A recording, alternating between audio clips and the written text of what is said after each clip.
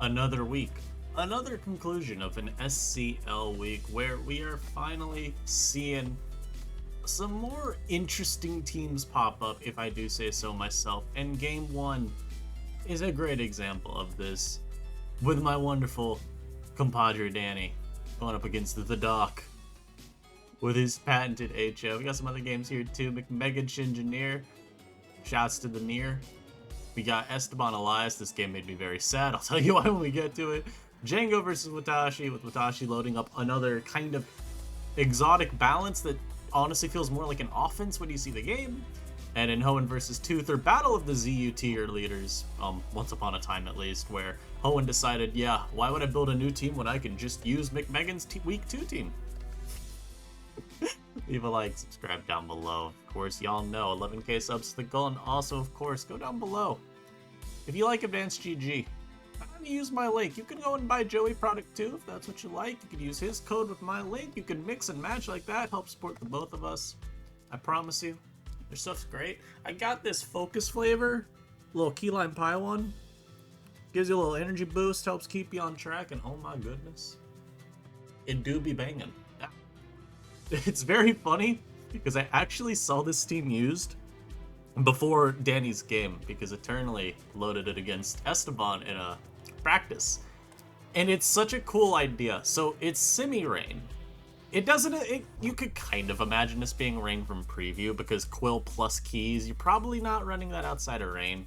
And in Flygon, Quill, keys, Skewda is pretty standard for rain in general for NU. But it's not a team that has to dedicate to the rain, because like SD Quill is just still generically really good. Bandit Basque, not Basque. Skewda, you got Calm Mind, Gardakuno, and then you just got like Mungus plus keys for your defensive stuff. And the Doc falls back on these Brute Bonnet HOs that he's been using a ton of lately with a lot of success. And I'm gonna be honest, I'm not sure I love the matchup for him, unfortunately, because, well, Skewda's insane into this team.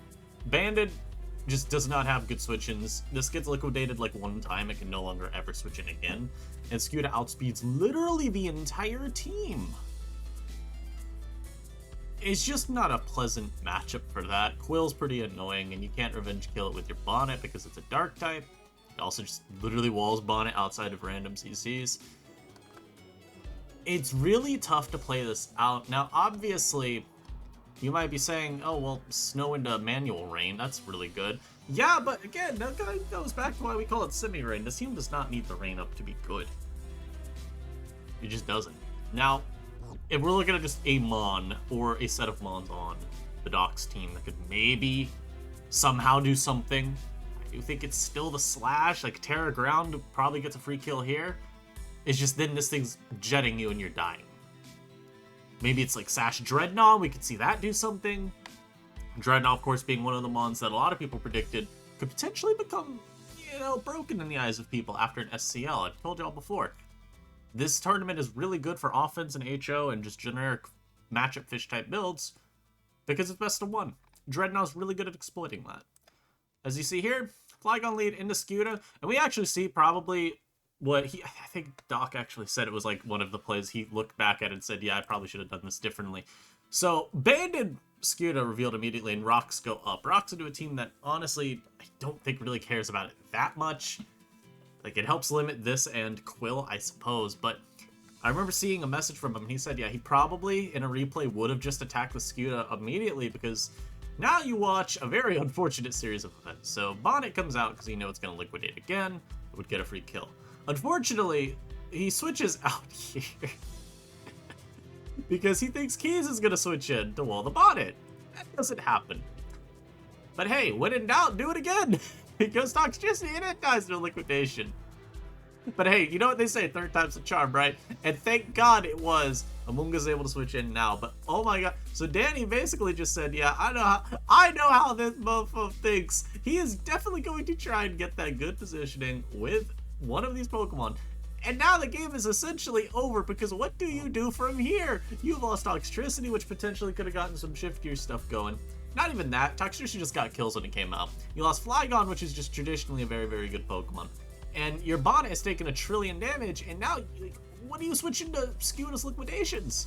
Especially after this start here where Zen Headbutt, first time I've seen a Bonnet use it, gives it helmet recoil, puts it in range of banded liquidation. And for anyone asking what in the hell is a Zen Headbutt Bonnet doing on my screen, it's Flamingo. Amoonguss was probably not the patented target, I'd have to assume. Quill comes out here, just throws off Gunk Nose, Veil's going up, you may as well get the chip. You can go for another Gunk Shot here as well. As a Slasher comes out, it doesn't really matter, but Keys does get doubled out, predicting the slash. And here too, Rain Dance gets set up. This covers for both Terra Ground and anything else this would do, but since it didn't Terra Ground immediately, my guess was that this did not have Terra Ground on it, and it's a different Terra type. He is able to paralyze it, and now, I mean, yeah, we're gonna see Scooda once again get another kill. Tails is able to get rid of the rain, but ultimately, it doesn't matter at this point, because you don't need the rain. Dreadnought comes out here, and this is where it was like, okay, maybe he can fight back, right? Good Terra Fly here on the predicted CC. He Shell Smashes again. It does look like he was Sash, unfortunately, and I think White Herb would have maybe given him an angle to win. But I say that, and like, he goes for EQ immediately. It picks off the Quill, and then Amoonguss is able to come out here, and it Terra is out of a weakness. So Terra Blast Fly doesn't kill. The only reason I say maybe another Shell Smash could have won if he was White Herb is then you don't have 2 defense drops, which I'm sure that Aqua Jet killed this after -2, right? I don't think, though, that this would have killed, right? Not this roll. It would have done 78, so it would have done 2%, but maybe there's another roll, a higher roll that you could have gotten on Amoonguss had he been able to go for that extra Shell Smash. So, unfortunate, obviously from this state, there is no chance of winning because this guy's paralyzed and Bonnet is just too low. And, well, there's an Amoonguss that's just gonna wall it. Only getting 2 acts there obviously kind of sucks, but it doesn't ultimately change the game. Scooter's able to come out, CC, die to a Sucker Punch, and then Flygon just comes in and says, "Hello, it is me, Mr. First Impression." So, I mean, I think Danny played this game absolutely insanely well. Those reads early were absurd. Ultimately, I wonder how different the game is, though, if rocks aren't set, and instead, Blowy just I can't think of any good name to call this man, but instead he just goes for an attack though on Scooda and kills it. It's definitely an interesting angle to take from that game, because, yeah, I don't think he has nearly as free of a time if we're looking at a 6v5, no Barraskewda, no...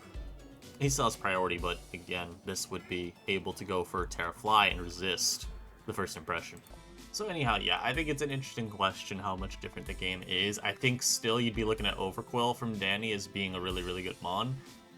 It's still pretty painful for the Doc to try and play around it, even though he can try and just set up his weather as he pleases with Tails, because I think this mon still is going to get a lot of free kills. But, I mean, Scooter literally got both of these guys gone, and 1 billion damage on this, so.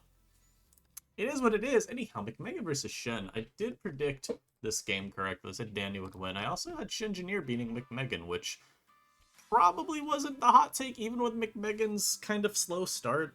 Shoutouts Reggie Gigas. And it's like, he's 1-1 coming this game versus 2-0 Shengineer, where Shen kind of twice has,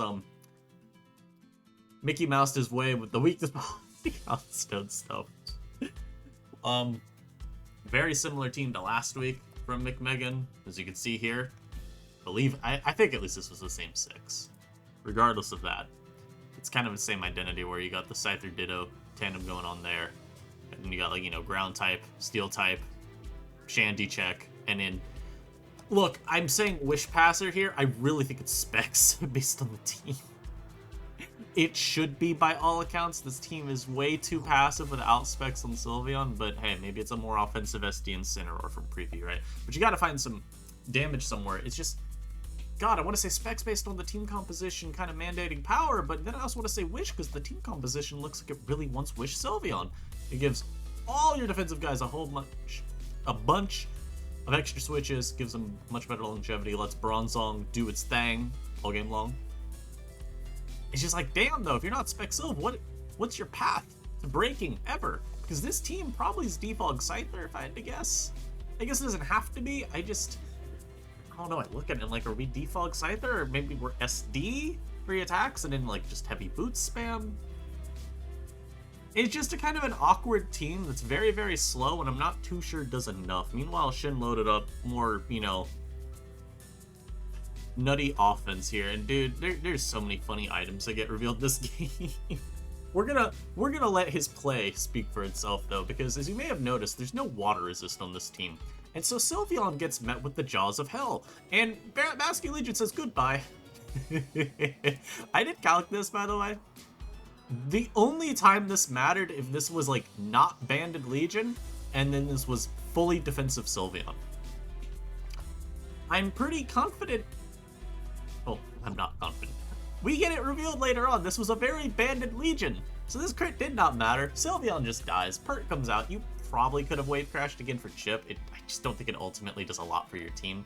Great pivot here into the balloon Chinchino, because Golurk is a big threat, as we all know. Admittedly, no idea what this is for, but I think he just wanted another immunity to ground on his team. He's able to go Duraludon here. Rocks are very free here. Even with Pert coming out, Demon does not threaten you enough with EQ, because you're Violet Duraludon, and he's able to trade some big chip with Draco. And then we actually see Shen reveal something I've been tempted to use, mostly because of the grassy terrain paranoia. But Dragon Tail, you know, Mon doesn't really need its last move slot too much. Might as well try it. Duraludon gets dragged out here, or McMeghan, Ditto obviously. And he opts for Draco, which I'm not sure is the greatest option for you there, but ultimately, like, what else? I'm guaranteeing that last move is not something you want to block into either, and Rhyperior or Torn are the two options here. Torn just would kill, not really taking too much damage, and Rhyperior just doesn't take anything from a -4 Duraludon, right? Unfortunately for Shen, we're about to see him turn into, like, prime Shaquille O'Neal from the free throw line. This man can't land a damn thing. So Heat Wave miss into Bleak Wind miss. Naturally, this Mon would have fallen over and died. And so McMeghan gets to go back out to Ditto. He's going to be faster. He's going to throw off a Bleak Wind of his own for free here. His Rhyperior switches in. We actually see a Tailwind, which I think kind of is just intended to help with how slow his team is. And yeah, I mean, he's definitely expecting right there to come out, so it just helps. I believe this was, it's Terra Blast on the Torn as its last move. And so Ditto's Terra type probably just also doesn't help it beat this down. Rhyperior then decides to miss a Mega Horn. You see that a lot this game. So now he has to switch again into the Monkey Dory. You know this could just flip turn again. He goes for Knock though instead. And yeah, AV Monkey. I hate this set so much. Instant comes out. Future Sight just gets thrown up because why not, man? You know, you can probably guarantee it hits on something later on. Chinchino's going to switch into the Incineroar now, get hit by a knockoff. And then surprisingly, the Incineroar did switch. This reveals Terra Ghost later, and I assume he just didn't want to Terra too early. But it would have allowed him to kill the Chinchino and dodge the Future Sight. No, he would not have dodged it. Ignore me, I'm not very intelligent. This was a better play. My bad, McMeghan. Sometimes we get lost in the sauce here. But he switches into Pert. Doesn't really need it anymore because, God, what is it checking? You know, Ditto can come back out, throw off Knockoff, throw off Tail Slap. Really, anything's fine. Knock comes out to get rid of this thing's Expert Belt. And I see that and I'm like, Mr. Coverage, what do you have on this wonderful turn? Supercell Slam. Which I honestly almost wanted to say he only went for just to show he had it. But it's good neutral coverage into the whole team, and if Ditto came out, you just say your opponent cheated. Anyhow, Bronzong goes for an Iron Defense, and this also confirms how banded this Legion is, because Jesus Christ, 55! Heinous! Stored Power does literally nothing. Another Wave Crash will suffice for dealing with the poor Bronzong. As now, Scyther comes out, Dory can be sacked. If this was, like SD Trailblaze, you probably had to Trailblaze up there. And then, like, I don't know, I was gonna say you probably have to SD up and then pray that somehow Trailblaze is enough? No. Because I was gonna say you can't Trailblaze into SD, so yeah, you probably just have to Trailblaze, hope you can get a kill, and then maybe crit the Rhyperior or something like that. That probably would be the only line you have if you're trying to win right now. But instead, this comes out and gets a huge hit off with Jet. Hey, did I tell y'all this was banded? Yes, it is.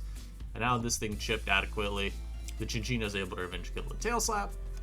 His Incineroar will come out, now reveal the Terra Ghost at a much more normal and logical time. In my defense, this would have lived the future sight, so you could, I guess, preserve Pert. It just, again, it wasn't really checking anything other than, I guess, Rhyperior, which at the time you still also had Bronzong for, as you all saw, so wasn't really necessary.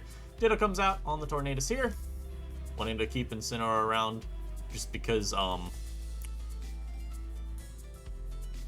this thing probably is not able to lock into a move that beats both, and maybe with the Tailwind up, you can somehow do something. Unfortunately, McMeghan knows all too well this has a Terra Blast on it, and so it's just gonna die to Terra Blast ground, and Shin goes up to 3-0. So, for a little bit of perspective, when I did my tier list of the players, I got a lot of flack for putting Shengineer in the same tiers like Danny Watashi. And people are saying, like, oh, he can't really be there. He hasn't shown anything in tournaments. And, well, now he's 3-0. He beat McMeghan just now. I almost want to say he beat Hoenn Confirmed as well, but I'd have to check back at the previous weeks. I just know he topped what most people were saying was... Pause. He beat what most people were saying was the best player in the pool. And he's looking good in these games, bringing his very unique teams, much like Elias did last year. Speaking of unique Elias teams. And he's winning. Now, already I see Esteban's team, there's no ground type, so unfortunately I must say that it is a bad team, but you'll see that it does not come into play at any point. Elias has a very weird looking Webs team with a Vikavolt and a Braviary. And this Braviary is going to do some very horrific things. And ultimately, I think this is another game to let the Mon speak for itself, man. So Vikavolt lead into Flamigo. I'm going to tell you all right now, Esteban plays these first 5 turns to perfection, in my view. Brave Bird into Vikavolt, exactly what you need to do. You know it's going to set webs, and if it went for an attack, maybe you're okay. Although, I'm going to be honest, I think if he just attacked with Thunderbolt here, this was a better line for him. As you're going to see here, he's in Dur. He could have just gotten webs and killed Flamigo. So... maybe it wouldn't have worked out anyway because there's an Altaria and you worry about it getting rid of your web later. Also, that crit, kind of annoying, but it is what it is. I feel like I would have probably been smarter, especially with what you're going to see could have been a better line by Esteban, at least in my view. I could be off my rocker. I fully admit I don't always recognize the full scope of it when I give my feedback, but I'm just a Pokemon player like anyone else. Anyhow, this is what I mean by the first 5 turns, though, do go quite well for Esteban. He gets the Terra Blast Ice. I think he even said in the chat, he was like, I will be Terra Blast Icing a Flygon in this battle. I already know it. So, I mean, he's able to get rid of Vikavolt, preserve the Flamigo as well, because no Thunderbolt was used in the creating of this sequence. And now Diancie comes out. Volt Switch is the correct play into Copper Raja. His Meteor Beam comes out. But here, I can't help but feel like there was a misplay. Because you know... if this stays in, Iron Head obviously doesn't kill. I just also feel like Terra, from this point, you kind of have to make aggro plays. Maybe the aggro play isn't to go for your Terra here, and it's instead to maybe like predict the Earth Power being too obvious and Moonblasting one of those two. And I think that's probably what Esteban was thinking here, because he stays in. He took a little bit of time to think on that. Elias actually took a lot of time to think on that, so I'm fairly confident saying Elias was considering a raw Moonblast. But he stays in and gets Earth Powered, and Iron heads into Terra Grass. I personally do think that going hard Migo there would have been a pretty fair play. I just think that, yeah, there's the question of if Moonblast, because Earth Power is so telegraphed. Especially after you Meteor Beam. Like, there's a lot of reason, if you're Elias, to want to just immediately pull the trigger there, because you're trying to get something out of the DNC. So... that's my thought process behind why I would still switch, but I get that kind of feels a little obvious as well. And ultimately, I don't think it's a 50-50. I think it's a little weighted still in Esteban's favor because Elias is in a position where he's more pressured to make predictions. And if you go hard Migo, we'll look at Migo into this team with this Terra Grass. Bravebird has literally no switching. You get a free kill. I mean, looking at this squad, I have to assume it's Bandit on Migo because we saw its Boots. I think we saw Boots Raikou revealed? Yes, we did. No speed drop, and it's going to be Scarf Monkey. So, I would have taken that sequence. Instead, Kabaraja dies, and you're going to see why that might have mattered too later on. And yeah, Raikou now can come out. He does not Volt Switch there, though. He does Terra Blast because he's very respecting this a ton. I think it's an okay enough play. Volt Switch maybe one time could have still worked out if you're gonna then do something like, I don't know, sack the Altaria. But ultimately, I think this is still fine too because you have Woach to always fall back on. So the safe play, I think, here just works out. Baskerville sub. And we actually do see the Diancie come back out. Moonblast this time into Monkidori. And then Monkidori's, of course, could be able to pick it off with a sidekick. Now, if U-turn killed, I definitely would have U-turned here. But, you know, ultimately, it doesn't matter that much. Here, this is kind of where the game gets out of hand, though. Because Bask is going to now sub down. We're just going to skip the turns because they're not important, right? Get the Salic Berry, which I don't really know if I necessarily say you have to assume a berry after seeing sub earlier. I'm not really too sure what I would say you assume. The only Basket Legions I really see on these HOs are agility. And on webs, it's like, this could do a lot of things. Sub 3 attacks could just be a thing. You could even have been banded. He said he's going to get his berry. He's going to Endeavor down the Woach, which doesn't really matter for the context of the 2 last months. They both beat Woach, but what it allows you to do is position Braviary in. And this is why maybe Copper Raja would have been good to keep around if you were able to pull that trigger and get the turn right. Now, mind you, maybe the play goes wrong and they Moonblast, but you're going to see what happens now. So Foul Play, unfortunately, does not do enough damage. I don't know if that had Stun Spore, would it have been even better? It definitely does not have it if you didn't use it, but still. Do kind of wonder that myself. Regardless, gets acroed, and then Sky Attack, Power Herb, and there's a flinch. Which is just the worst, because Brave Bird did always kill from the Altaria. And Endori's able to come out here. Die to Acro. Raikou dies, Flamigo dies. Now, there were a couple turns, again, I do think technically Esteban maybe could have gotten a little bit better positioning overall.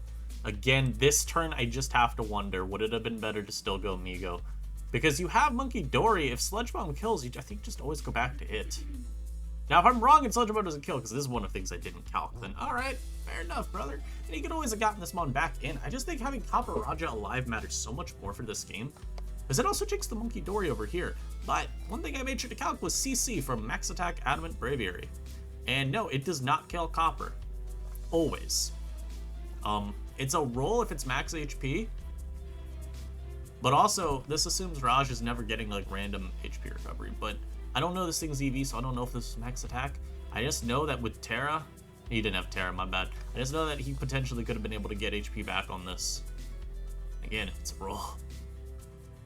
I also say this, though, because I'm fairly confident that I know the EVs of this Copper Raja were not just the standard decks, and that it definitely had a better than what you see if you calc that out chance of living.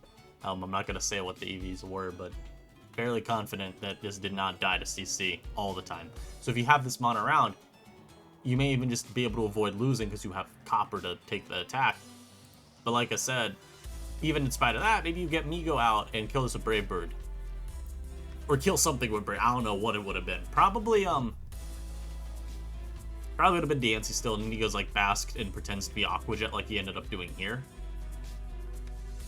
And then I think the other play I was looking at that could have perhaps gotten a little bit better. There was a turn I felt like going Altaria, but I think it was probably this turn that I was thinking of, where maybe you go ult instead of Woach? But I don't... Yeah, no, okay, so the reason I was thinking about maybe even that's a good play is Altaria could trade down on Legion, and then if this guy comes out, you Wisp it. Now you still have to land Wisp. Yeah, okay, I got the sequence I was remembering. Because, yeah, Wo-Chien can't do anything to the Braviary other than try and crit Foul Play. Or, hack on a Choice Band to it. But if you have Altaria out here instead, yeah, this can't just agility up for free. It does have to actually dodge the Will-O-Wisp. Now, maybe it would have anyway. I mean, Altaria got flinched later on, right? So, ultimately, kind of hard to say if it would have been a great sequence. And maybe, too, this just ends up endeavoring it down and it kills it with a Shadow Ball here. I think that could have also just been what happened. If anything, what you're needing to do is, God, what is it? You have to let him kill something, I believe, and then go Altaria. I know I'm taking a lot of time to describe this, but this is also just sort of how I commentate. So y'all already know. Basically, what I'm saying here is I don't think you could let Wo-Chien be the guy that's out because it gives Braviary too much momentum. So you have to go and sack something, force this to kill one of your Pokemon. Or even go, like, do something like Go Monkey Dory here on the Endeavor. Or Flamigo. Flamigo would have actually been, like, a fine mon here because you go to it and you CC, and or U-turn, and you're good. And then you could, U-turn. I think really this just comes down to he did not expect Endeavor specifically, and that's totally fair. That's not a very common move. I feel like we saw it every now and then back in the Vaporeon metagame, and that was kind of it. So, ultimately, that one I don't flack him for. It's just, yeah, if you're looking for where the line could have been taken better, and you see the Salic Berry activation, maybe you just decide, screw it, I'll keep Woach around in the back and throw out something else just to see what he's trying to do here. Because he's subbed down for a reason, is my view, right? And I just don't think he'd be Salic Berried and reveal Pain Split. Not on an HO like this. Not on an HO like this. Game 4, Jengo Watashi. As I said, he's got what looks like a balance over here, Watashi does. But it just looks like... Or he's got, it looks like a balance, but it just feels like an offense once the game starts playing. It's just a standard spike stack.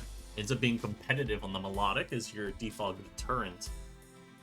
And then, like I said, I mean, this is basically the same team that Esteban brought, but this time there's a ground type.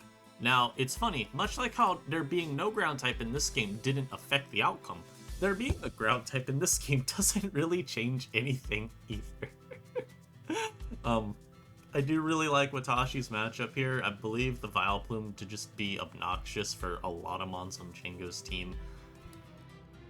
And it's not really too worried about Migo either because you have enough pivots around its stabs with Gligar and both Duraludon Dory, and even Plume itself, to make sure that this isn't exploiting you. Monkey Dory is not really exploiting this team too well either. And so Plume's just going to be able to sit around, bother to the Woach, bother to the Alt, bother to Raja, bother to the Flygon. Just do a lot of those things that Vileplume does that people have grown very fond of it for doing. If there is a hope for Jengo to win this game, most likely it would come from this being like a DD Flygon, and being able to beat down the team once like Gligar gets too low. Because, I mean, ultimately this team doesn't have a surefire way of hard walling a DD Gon, and it does have some pretty decent ways of forcing damage onto the Gligar, especially with like Migo. Like, this is innately going to be what you want to go to a lot of the time, I believe, raw, unless you're always able to predict correctly on the other moves it uses and utilize your, like, again, your Plume, your Dura, your Monkey, to pivot in on Brave Birds and CCs. That's kind of the way I just look at this game. No SEL background yet. Still no SEL background. It looks very unsettling having the beach. And yeah, you turn one into the Altaria. There it is. Wisp is going to come out here. And thankfully for Jengo, this was not Marvel scale. This mon becomes unkillable. Copper comes out though. Not really the switching you want to see into a Melodic, and yeah, look at the damage there. Like, oh my god. I know it's only 25, but dude, this normally does like 20 maximum. Very nasty, very, very nasty. Immediately showcasing that this Melodic is offensive. And yeah, there's a 27 as well. So you know it's offensive. You at this point too, I think you just know it's competitive. You see the spike stack, you see how much damage it does, it tells you, okay, yeah, this is truly the defog deterrent. The defog deterrent to end all defog deterrents. It only gets scarier from here, by the way, with that Melodic. You'll see what I mean. Plume comes in here, and like I said, Plume's gonna do what Plume does best, and that's just be the most obnoxious loser Pokemon to ever exist. Stun Spores, as the Altaria comes out, now you're able to sap it. It's never gonna kill you with these Brave Birds. That's not happening. This is a big Vileplume. That's a little weak Altaria. I will say I would have sapped again, but this pivot is very good too because Melodic does have Ice Beam. Now Atari's going to switch out into the Wochening. No Ice Beam comes out here. Just to recover. Keep yourself nice and healthy. As the Melodic should be. Because again, this mon is so good, you may as well keep it around. And then we see the Ice Beam reveal there. Big chunk to Dory. And he actually stays in as well, which ends up working really well because this Scarf, it comes in handy later. That's all I'll say. Lux in the Scald here. it doesn't really matter. You're just going to be able to switch out versus whatever comes in anyway, and your Scald switch-ins on this team are just Altaria, because you don't want Woach getting burned. So Dur is able to come out now, so just set rocks back up, and Woach isn't really a great switch-in because this has body press very frequently. So Django is going to switch here. No, he's not, right. I feel like that happens later. Maybe it was another battle, I remember. But regardless, Ruination Mist doesn't really matter that much. It was always going to sap again if it got hit. And then we see the Protect used there. We don't see another Protect, though. He actually just immediately goes Copper, which I thought was a little strange. But ultimately, if you know it's going to U-turn, I guess just switch. It doesn't change anything, right? Alt's going to now come back in on the Gligar just in case it tried spiking up. That way you can immediately get rid of them. And then, yeah, he makes the cardinal sin of defogging into it a team with a competitive Mon. And you can see why the Scarf is so useful now. So Copper's going to die to Ice Beam always. There's nothing that takes Ice Beams from this team. Migo comes out here, and it just gets outsped and killed by Ice Beam. Now, I do not believe Django was trying to pretend he had two Scarfers. I think this is Django saying, well, I can threaten a Terra here and live the Ice Beam on, like, one. And then, be okay from there. But I'm gonna be honest, I don't think that's how it works. See, I know, I was totally wrong. No, it definitely does live an Ice Beam from +2 Melodic Fit Terra. So yeah, he's just baiting the Terra. I guess Watashi assumes he wouldn't uncork it immediately, or that he's just, maybe he's okay getting the chip earlier. But here he does switch out, knows the Terra for sure is coming this time. U-turns there, predicting Monkey Dory, probably wants to come out. But, no, why didn't you CC? I guess CC doesn't kill. Which feels weird to say. That's... You sure you don't kill Flamigo? Are you sure you don't kill Altari from there? That's crazy. Oh wait, you know, it's gonna be Scarf and like Boots here. It's assuming, right? This is a Spike stack without removal, so it should be like that. Boots here, Scarf there. Regardless, wow, you live CC from full. That's crazy. Boach gets burned finally. Very good for the long-term hopes of Watashi to finish off this game. Altaria's gonna pivot in. Get sapped. It never, like I said, it never beats Plume, but you can go Melodic here, just throw it away, get yourself your repositioning. Now it's in range of CC. Everything's in range of CC. He's gonna sack the Altaria, then use that as a pivot for Monkey Dory. Use the Cuss-Stab Berry. Yeah, I didn't even mention, I don't feel like, that it got tricked to Cuss-Stab back. Yeah, random Cuss-Stab Berries are very unfortunate. Oh, God. But hey, I mean, the long-term setup that I talked about has manifested. DD Flygon is here. He's ready. Oh no, it Terra bugged and you don't kill anymore. What's crazy is I'm pretty sure Terra Bug is objectively worse than Terra Fly. I don't know. Where I was talking about it, I was like, yeah, I don't know why Terra Bug instead of Fly, because flying is the same exact defensive utility for your resistances. But it also makes you immune to spikes. Which, based on this team, I feel like that would actually be better for you. I guess it just comes down to, like, Bug's not weak to ice and electric, so some give and take. Regardless, here, at this point, the game is very over, so we're going to just skip through. Go to the last game, Tuthur Hoenn. The Battle of the ZUTLs. There's a very important reason that I put this battle last. You'll find out by the end. Tuthur here, he's got to just, again, it's like the balance that kind of masquerades as an offense, that kind of is an offense that masquerades as a balance. This style of team is very common right now because you don't want your balances to be like, if they're too do-nothing, you just get run down right now. The tier is very preferential to offense with all those breakers we got that are like Shandy-esque. So you need some speed on your teams to be able to actually fight back against offense. You want to be able to make sure that whatever defensive utility you're finding also provides like offensive potential. And so you got things like Offensive Houndstone, for example, which this does end up being a more offensive Houndstone, but you got that popping up. You got a lot more Duraludon popping up alongside Copper Raja as alternatives to Bronzong, and frankly, it's starting to feel like superior alternatives to Bronzong. Because while Zong just often sits around all day and gets exploited by a fair few common sets / Pokemon in the tier, these Mons are a little bit harder to exploit, whether it's because Duraludon is just fast and strong, or because Copper Raja has Whirlwind to deny some of the BS that you might run into otherwise. And so, you also got like Breloom, which on that team is going to be, you know, it's going to be bulky, bulk up Loom stuff, but again, it's a Breloom, and it's setting up and using boosted Facade. So, like, it's a defensive Mon in some regard, but it has an insane amount of offensive use. You know, Flygon Monkey, standard offense Mons, and then Incineroar At the end of the day, man, he's just here so he doesn't get fined. Don't worry about him. And like I said, I mean, Hoen's just reusing a team from McMeghan that I don't think is a very good team at all in the current metagame, because this is an example of something that kind of does just sit around and doesn't really do a whole lot. I think it works for what it's worth. Like, this 6, the identity is very clear. It's something you probably would have seen in Generation 8 in you. I think it actually literally is with these. This would be like a Sylvally ground, let's be clear about that. Or a Mudsdale. Like, these guys plus a Ditto and then some other Mon here. It could be very much something we used last gen. Just, again, it's like, damn, Gligar's sitting around doing nothing, Vapo's sitting around doing nothing. The Scyther set, I don't know. I'm also kind of just not a huge Scyther fan right now. Which is weird, it should be better, but I digress. At least it's not a do-nothing balance, which I definitely called it one. I think my issue with the team is it doesn't have a breaker. Like, it's Bulky Raj, SD Scyther, which I just don't really call that a wall breaker, and it's like Calm Mind, Meloetta instead of Specs.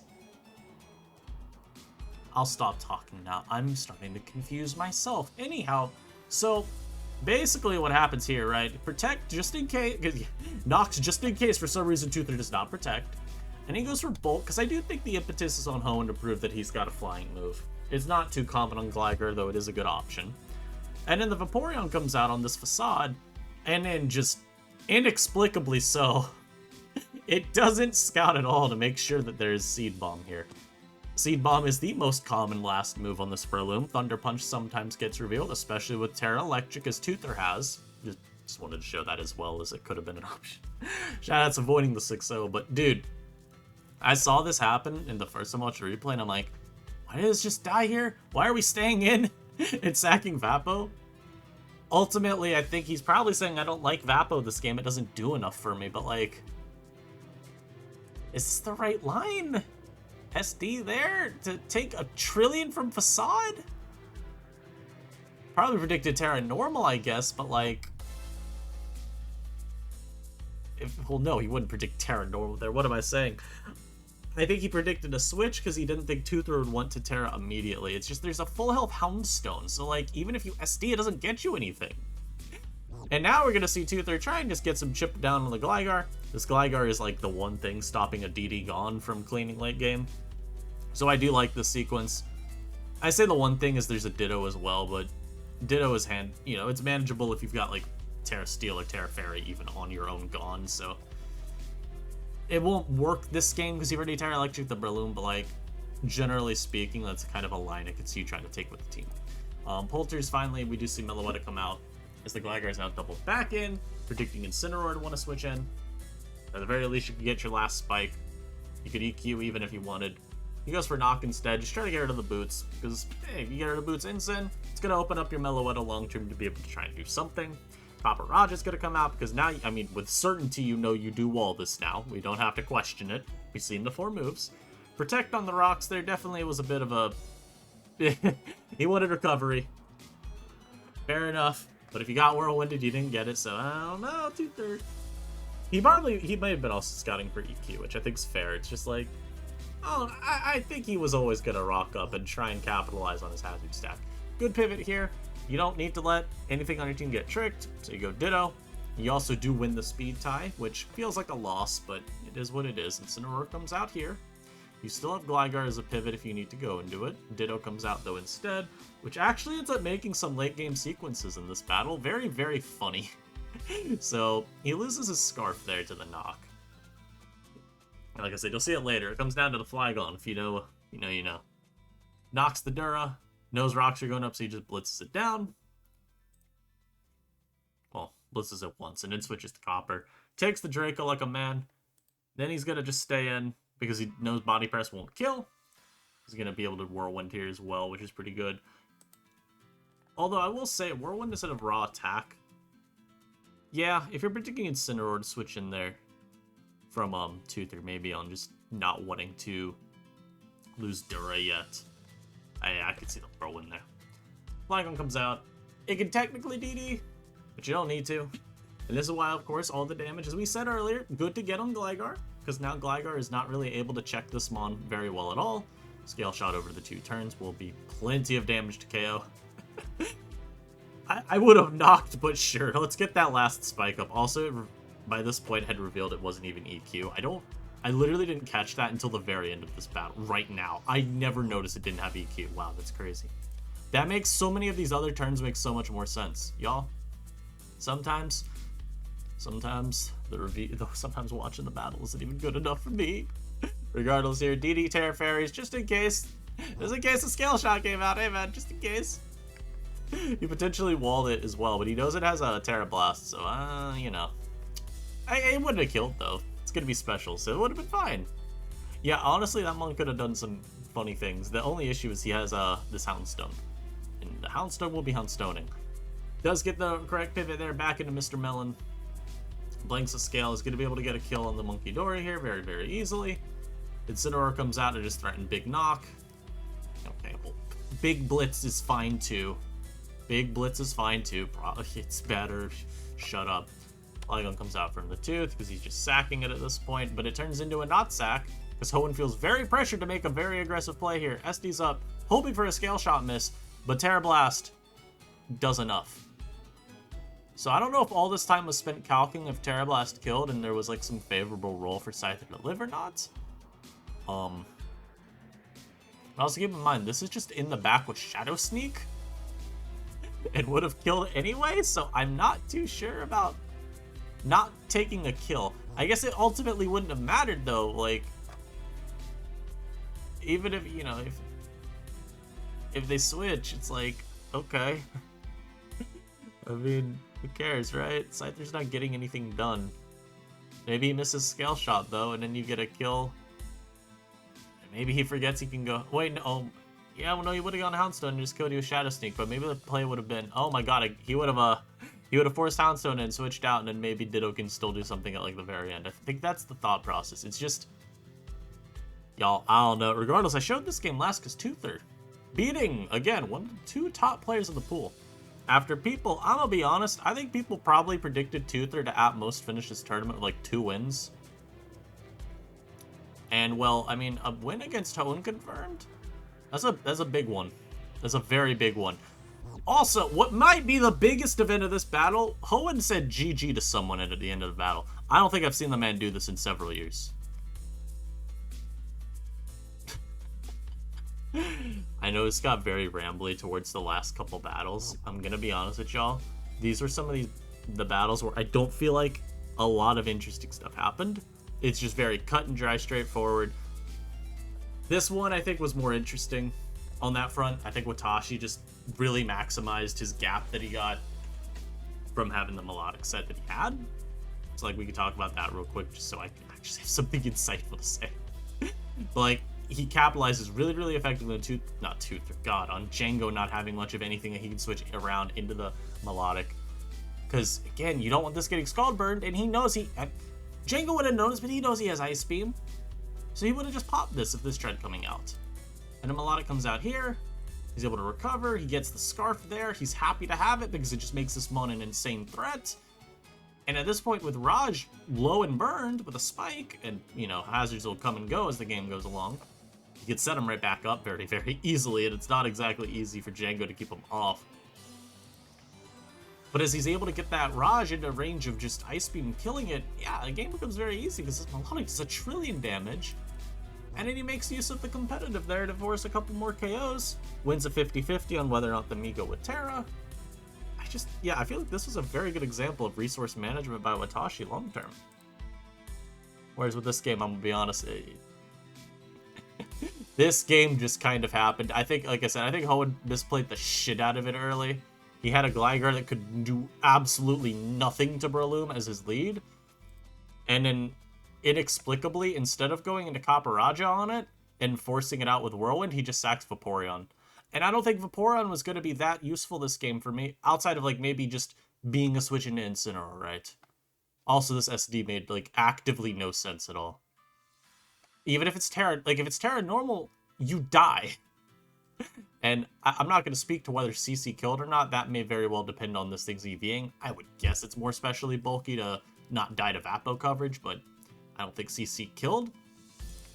And instead, he just takes a billion damage on this. So I think this is very much a story of Hoenn misplays the ever-loving shit out of the first few turns of the battle. And he does try and fight back. It's just like, there's so little you can do when Breloom runs you down this effectively after the progress it made. This bulk up was silly. It did nothing ever. Come on now, Tooth. Come on, just attack. Get your chip up, man. And then, yeah, I mean, he had a really good lead after just getting donated a free mod. Oh, God. I ultimately, he didn't have to do a lot, though, you know? I think he still did well to play around the fact Flygon had a good end game. He was able to go to the glider there. He did not fall for his chat temptations, which I'm gonna be real, brother. You gave the game away so hard there. He gets the damage he needs there. This thing going for sub was very funny to me because he knows there's gonna be a switch just to scout out what this Meloetta wants to do. And yeah, I mean, at the end of the day, like I said, Tuthur had such a good advantage in terms of early game progress that, yeah, he's able to take this late game. And it doesn't really matter too much what he does because he's just got such a dominating advantage. Very little that can be done after you give up literally an entire mon and most of a mon. Just for vibes. Was this game rigged so that Tuthur did not go without winning a single game?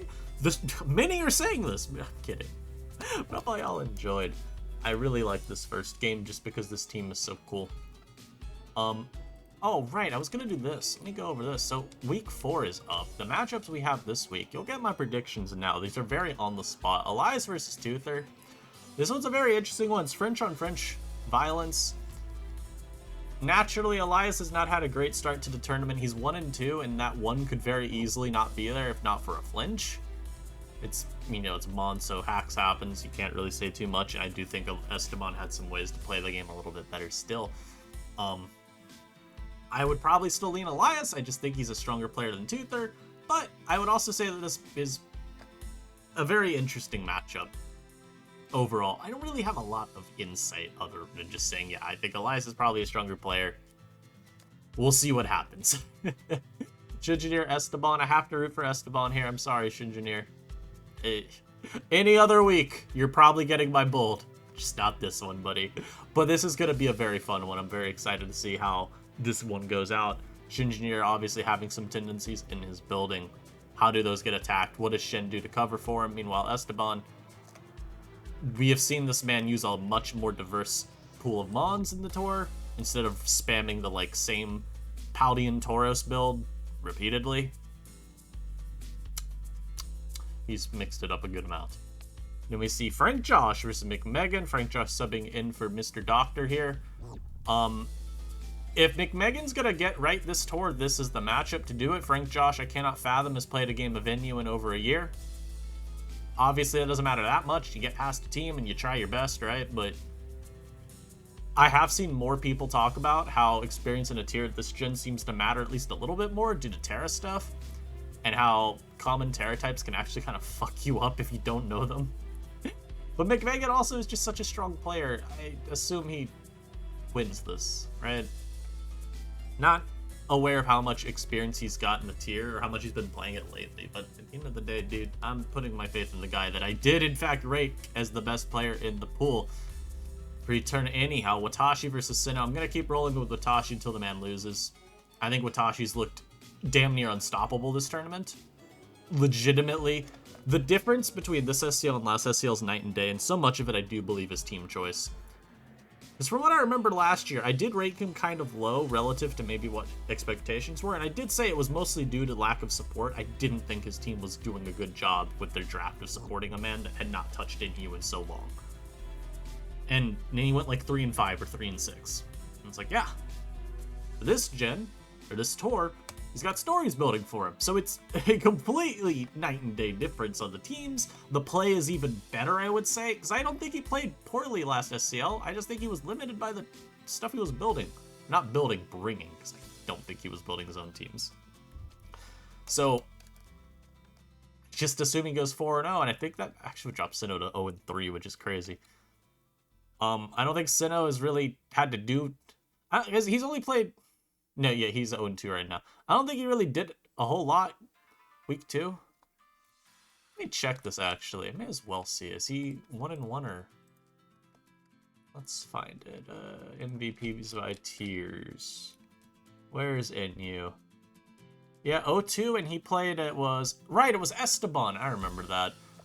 I'd have to rewatch that replay to see what happened. But regardless, yeah, I don't think he's really been doing too much that we know him for doing, which is a very aggressive playstyle. He's kind of just... Some of these games sat around. And I don't know. It's weird. And the last game, Danny Kashalos, Django moving to the bench for Kashalos, who technically is 1-0. Danny, of course, 3-0. I'm gonna just have to favor Danny to win this. I assume Django will be building for Kashalos. I just...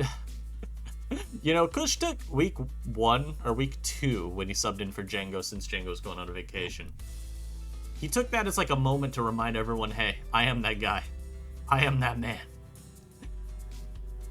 I don't know, though, if that translates to versus Danny. Week 1 it was versus Tuthur, who's currently 1-2. Danny's 3-0. I don't know if the same mentality is going to be enough to carry you there. But I'm very excited to see the game. At the end of the day, I think Kashalos is still one of the better players on the website. If the man just wants to prove everyone... Keep in mind, he almost didn't even fucking get drafted in this tour. And I remember a lot of us in call were like, damn, it's kind of weird that he's still not picked up. We knew he'd get picked up because it's like, at the end of the day, if you've got friend connections, you're actually getting drafted in these tours. I'm sorry, they're just... Some of these draft picks in the tournament are entirely not based on like how good you are. They are based on just who you know. And with Kush, at the end of the day, the dude's got the history of being one of the best players in the, you know, lower tiers on the website, in my view. If he still is out there trying to prove everyone, hey man, I care, I'm still good, leave me alone. Don't call me washed, I'm better than that.